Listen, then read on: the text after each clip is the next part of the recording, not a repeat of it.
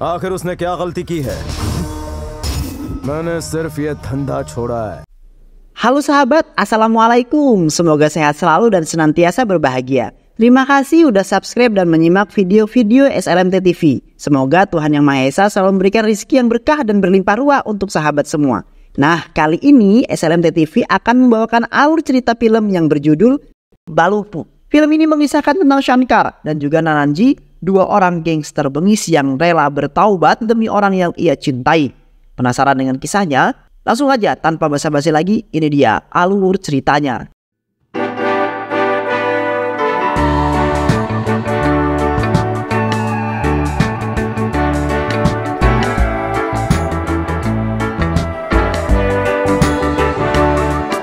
Seorang artis wanita bernama Laksmi sedang diganggu oleh sekelompok preman yang dipimpin oleh Rohit. Rohit berniat untuk melecehkan Laksmi. Laksmi yang tak ingin dirinya dilecehkan berlari untuk menyelamatkan diri dari kejaran Rohit CS. Laksmi berlari hingga masuk ke dalam sebuah stadion kriket. Seorang pemuda baik hati bernama Raffi sedang berdiri di sana. Raffi muak melihat kelakuan Rohit CS yang terus berusaha untuk melecehkan Laksmi. Raffi lalu menghajar semua anak buah Rohit dengan begitu mudah. Raffi berhasil mengalahkan mereka dan menyelamatkan Laksmi. Raffi adalah seorang pegawai penagih hutang bank yang ada di Bangalore. Kesehariannya selalu disibukkan untuk menagih hutang para nasabah bank. Raffi tinggal berdua bersama sang ayah yang bernama Mohan Roa. Ayah Raffi yaitu Mohan sangat ingin agar Raffi segera mempersunting seorang wanita yang sangat cantik. Namun Raffi belum bisa memenuhi permintaan sang ayah tersebut. Suatu hari Raffi mendapat kabar tentang Sinu, temannya yang sedang dirawat karena gagal bunuh diri. Sinu menceritakan kejadian yang sebenarnya, bahwa semua ini gara-gara seorang gadis matre bernama Seruti. Seruti telah menipu banyak laki-laki termasuk Sinu. Target dari Seruti adalah laki-laki culun dan juga lugu. Dia mendekati mereka hanya untuk memanfaatkan uang mereka dan mengurasi hingga habis. Raffi sangat kesal dengan gadis bernama Seruti itu. Dia berniat untuk membalas semua perbuatan Seruti. Tak lama kemudian Raffi telah sampai di kafe tempat Seruti dan pamannya sering mencari mangsa. Raffi menyamar sebagai seorang pria culun dan lugu. Seruti sangat gembira melihat makanan empuk datang di hadapannya. Dia mulai bersandiwara seolah-olah jatuh cinta kepada Raffi. Raffi mengikuti alur sandiwara Seruti. Raffi justru mendominasi sandiwara itu. Dia terus mendekati Seruti dan membuatnya risih. Raffi bertindak seolah-olah dia cinta mati kepada Seruti. Di mana ada Seruti, di situ ada Raffi.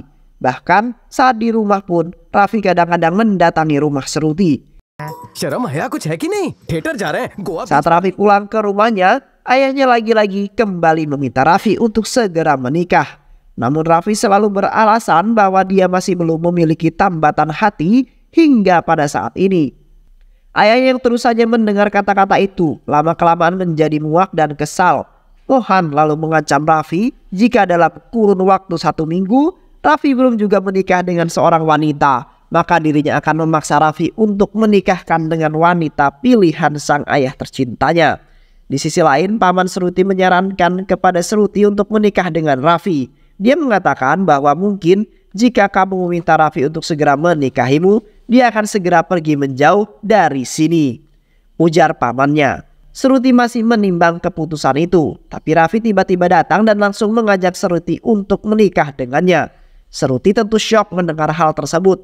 Di dalam lubuk hati Raffi, dia hanya ingin membuat Seruti semakin tersiksa dengan gangguannya. Tapi Seruti dan pamannya tak berpikir seperti itu.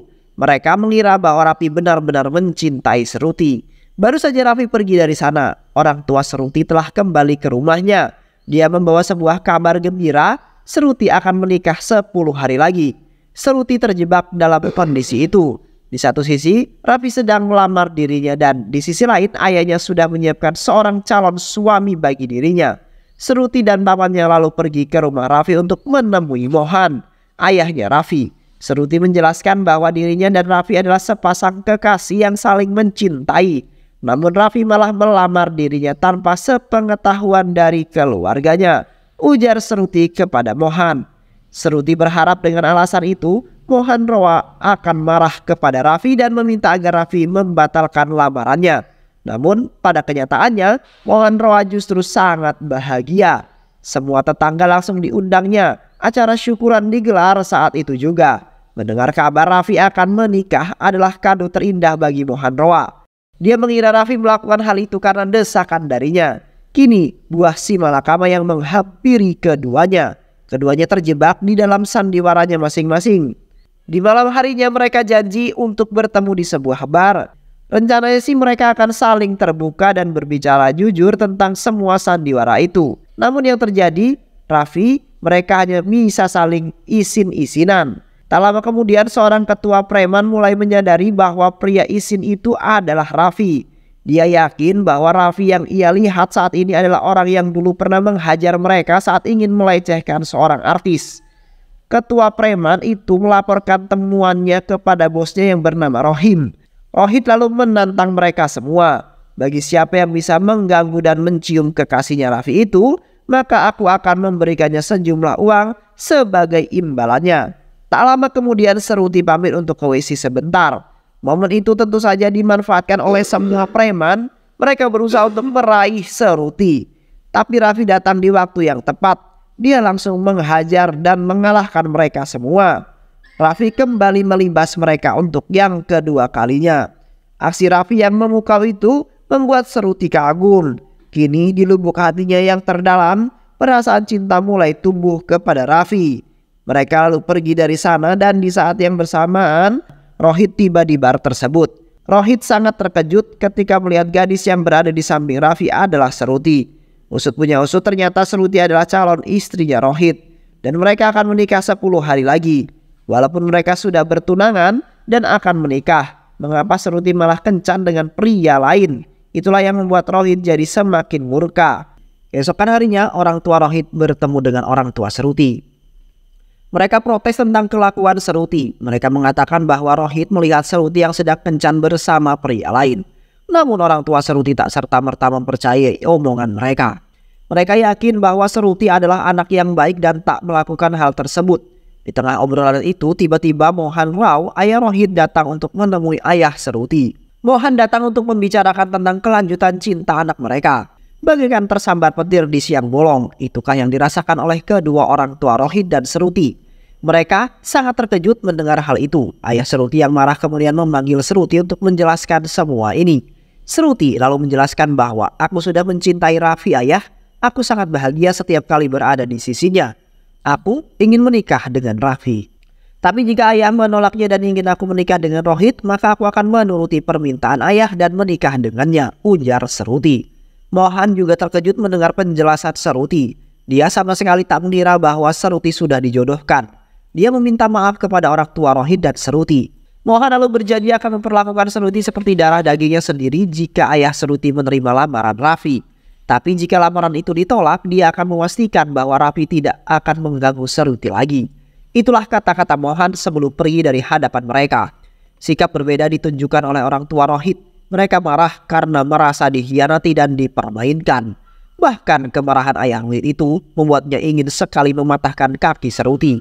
Ayah Seruti memberontak dan membela putrinya. Tindakan terpuji ayah Raffi sudah memantapkan pilihannya. Dia yakin bahwa kebahagiaan Seruti pasti ada di tangan Raffi dan Mohan. Kini pertunangan antara Seruti dan Rohit resmi dibatalkan. Ibu Rohit sangat kecewa dengan keputusan, begitu pula dengan Rohit. Rohit menjadi sangat murka. Paman Rohit yang bernama Purna diminta turun tangan untuk menangani masalah ini. Purna adalah seorang gangster ternama yang menguasai kota Fiza.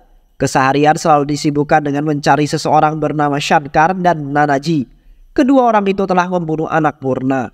Purna berjanji kepada Rohit, keponakannya, bahwa ia akan menghabisi siapapun yang menghalangimu. Saya akan membuatmu bisa menikahi Seruti, ujar Purna. Sesuai dengan janjinya, Purna lalu pergi ke acara pertunangan Seruti.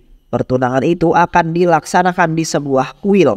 Raffi masih tak percaya dengan apa yang terjadi. Dia terkejut dengan keputusan ayahnya yang tiba-tiba menggelar acara pertunangan tersebut. Raffi sama sekali tidak mencintai Seruti. Tak lama kemudian Purna beserta anak buahnya telah sampai di sana. Raffi merasa kenal dengan Purna. Purna mengamuk sedangkan Rohit langsung membawa Seruti pergi. Raffi tentu tak diam begitu saja. Dia menghajar anak buah Purna hingga terbang tinggi melayang-layang. Purna sangat terkejut ketika dia melihat Raffi.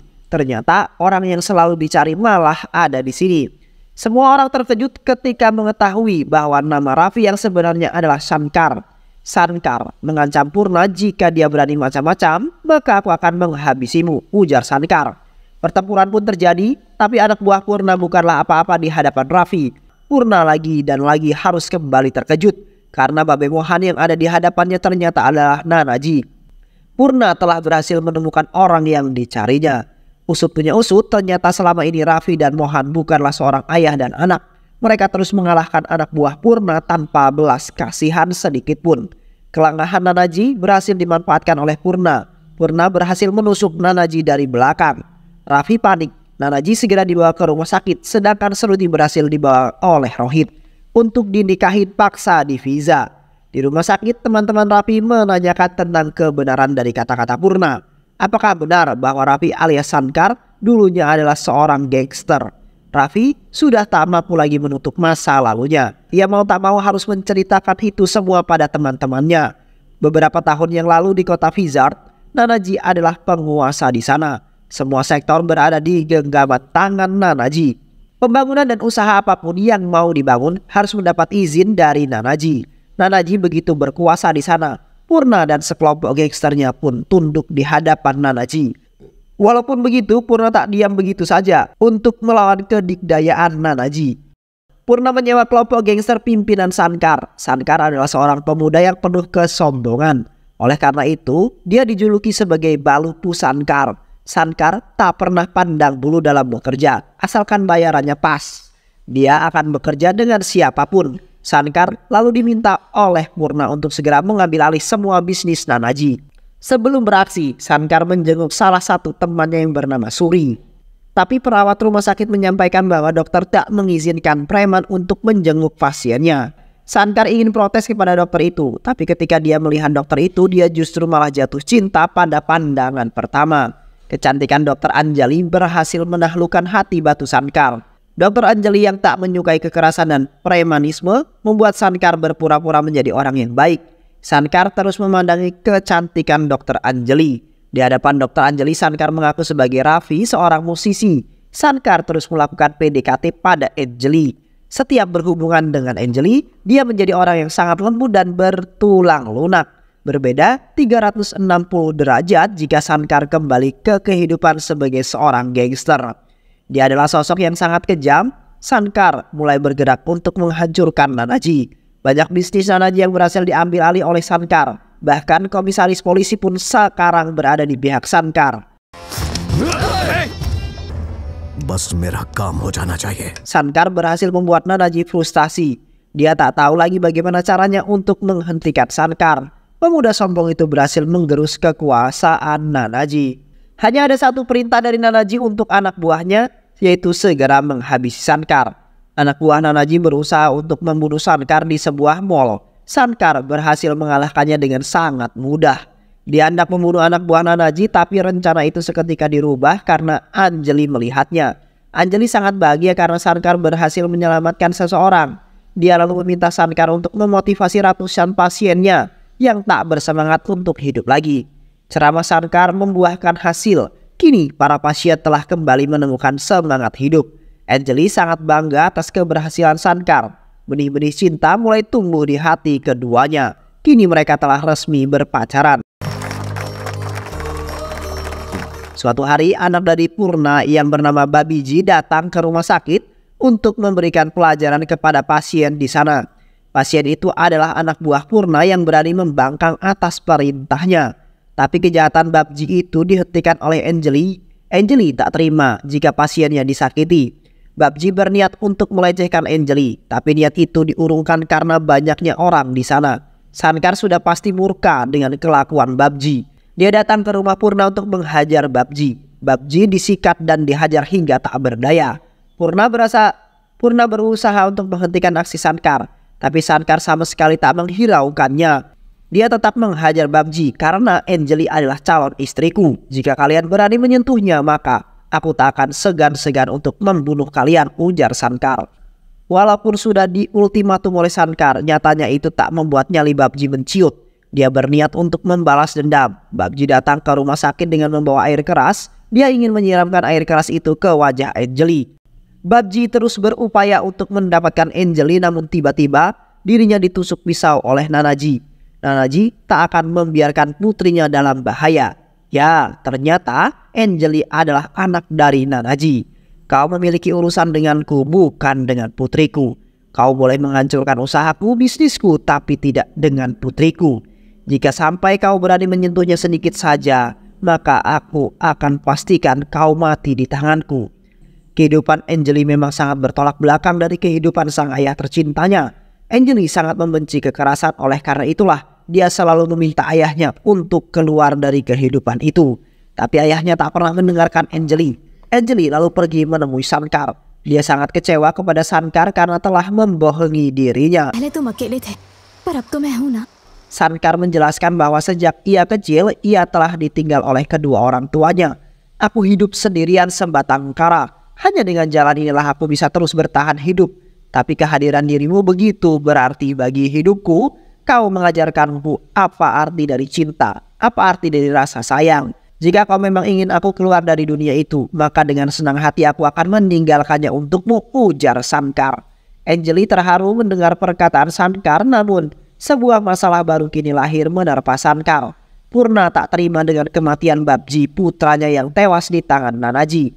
Purna lalu meminta Sankar untuk segera menghabisi Nanaji. Sankar jelas saja menolak permintaan itu. Dia juga mengatakan bahwa ini adalah akhir dari perjalanan kriminalnya. Anak bungsu Purna yang bernama Kasih menyarankan agar Purna segera menghancurkan hubungan Sankar dengan Anjali. Purna menceritakan kepada Nanaji bahwa anaknya yaitu Anjali telah berpacaran dengan Sankar. Saat ini dia tengah dibawa kabur oleh Sankar. Jika kau ingin putrimu kembali, maka rebutlah dia dari tangan Sankar. Itu pun jika kau berani, ujar Purna. Di sisi lain, Anjali dan Sankar hendak menemui Nanaji untuk meminta restu hubungan mereka. Namun di tengah jalan, Nanaji yang sudah terpancing omongan Purna langsung meminta anak buahnya untuk menghabisi Sankar. Sankar terpaksa harus melawan mereka semua. Keadaan kemudian diperparah dengan Kasih dan anak buahnya yang datang membantu Sankar. Mereka bersandiwara untuk meyakinkan Nanaji bahwa Sankar memang telah menculik Anjali. Anjali berusaha untuk menghentikan ayahnya, tapi ayahnya yang keras kepala selalu tak mendengarkan omongan Anjali. Kasih lalu memanfaatkan kelengahan mereka dengan menghabisi Anjali. Sankar merespon tindakan Kasih dengan melemparkan sebuah kapak kepada dirinya. Kasih tewas seketika. Anjali mulai kehilangan kesadarannya, dia sekarat. Sankar langsung membawa Anjali ke rumah sakit. Anjali memanggil-manggil ayah dan kekasihnya itu. Di tengah akhir hayatnya, Anjali menyampaikan semua keluh kesahnya dan menitipkan sebuah pesan pada sang ayah. Ayah, aku sudah berkali-kali memintamu untuk keluar dari dunia kriminal, tapi kamu sama sekali tak pernah mendengarkanku. Berbeda dengan Sankar, walaupun dia di jalan yang sama denganmu, ketika aku memintanya untuk keluar dari dunia kriminal, dia langsung mendengarkan omonganku. Dia tidak memiliki siapa-siapa di dunia ini, dia hanya memilikiku yang sangat dia cintai. Kini orang yang dia punya akan segera pergi dari dunia ini. Kau harus menggantikan posisiku, ayah. Jadilah ayah yang baik bagi Sankar. Hiduplah dengan baik hingga dia menemukan orang yang lebih baik dariku, ujar Anjali yang menghembuskan nafas terakhirnya. Sankar dan Nanaji sangat berduka. Mereka berjanji akan menjalankan permintaan Anjali. Mereka lalu pergi meninggalkan kota Vizat dan menjalani kehidupan yang baru sebagai Raffi dan Mohan Rao. Kembali ke saat ini, ayah Seruti meminta kepada Raffi untuk bisa menyelamatkan Seruti. Seruti lalu pergi kembali ke kota Fiza. Rumor kedatangan Raffi ke kota Fiza membuat seluruh masyarakat di sana gempar. Nama Sankar masih sangat disegani di sana. Purna sudah tak menyambut kedatangan Sankar untuk dihabisi. Sankar menerobos masuk ke dalam rumah Purna.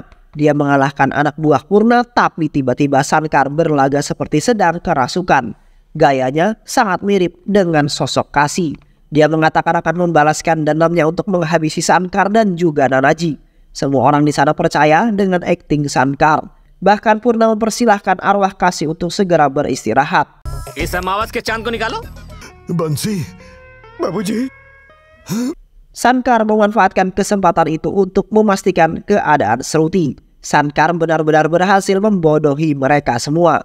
Dia berhasil menculik Rohit diam-diam dan menyerahkannya pada Nanaji. Nanaji meminta Purna untuk ketemuan di sebuah pelabuhan. Jika dia menginginkan Rohit, maka Purna harus menukarnya dengan Seruti, ujar Nanaji.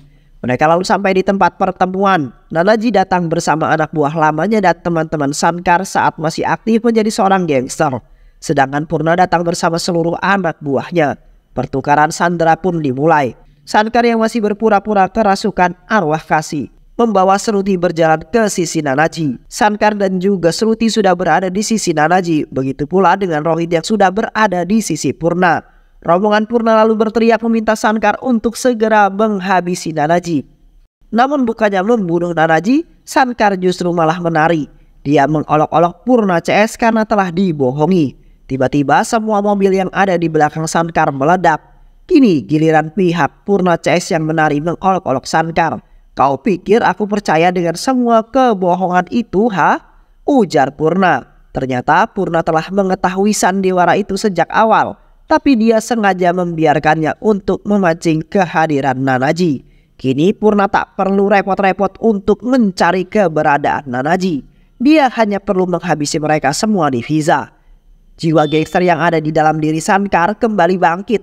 Dia langsung menerjang dan melibas semua anak buah Sankar. Di hadapan Sankar, semua anak buah Purna hanyalah sebuah kerucu-kerucu belaka. Di sisi lain, Nanaji hanya menjadi penonton pertarungan Sankar. Dia hanya ingin membicarakan tentang pernikahan Seruti dengan Sankar. Purna tak mampu mengimbangi keberingasan Sankar. Sankar membuat Purna terlihat seperti pecundang. Mudah saja bagi Sankar untuk bisa menggorok leher Purna. Tapi ia enggan melakukannya. Dia meminta agar Purna berhenti dari dunia gangster dan bertaubat ke jalan yang lurus. Dan film pun selesai.